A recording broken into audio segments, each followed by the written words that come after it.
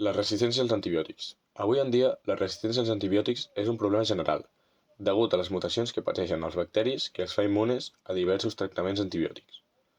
En el passat, els antibiòtics tenien una efectivitat total davant dels bacteris, ja que els bacteris no havien desenvolupat cap tipus de mutació que els ajudara a sobreviure contra aquests.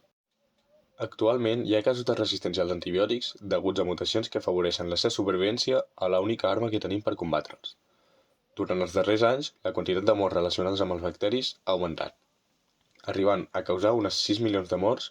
D'aquestes, un 1,27 milions són de manera directa i uns 4,95 milions de manera indirecta.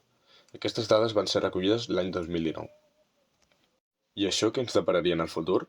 Si la situació continués amb aquest ritme, es podria arribar a desenvolupar un bacteri superresistent a qualsevol antibiòtic. Aquest suposaria un repte per tota la comunitat científica, fins i tot amb la possibilitat d'arribar a acabar amb la raça humana. Serem capaços de combatir aquest problema? Però i a què es deu aquesta resistència? Unes investigacions realitzades per les institucions espanyoles CNV i CSIC han trobat la causa i una alternativa per tal de combatre aquest problema declarat de prioritat per l'OMS.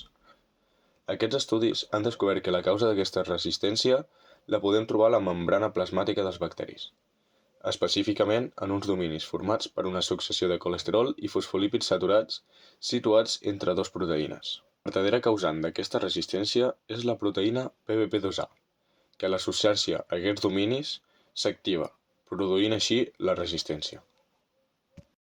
I quin remei tenim per evitar l'efecte d'aquesta proteïna? Aquí és on apareix l'àcid ceragòsic. Aquest funciona com a un dissolvent d'aquestes balses lipídiques, desactivant també la proteïna, acabant així amb la resistència i deixant vulnerables els bacteris.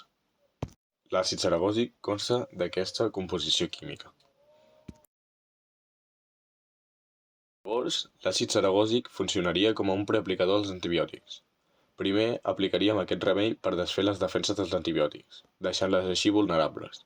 I segon, aplicaríem l'antibiòtic per tal de neutralitzar del tot aquest bacteri, acabant així amb l'infecció.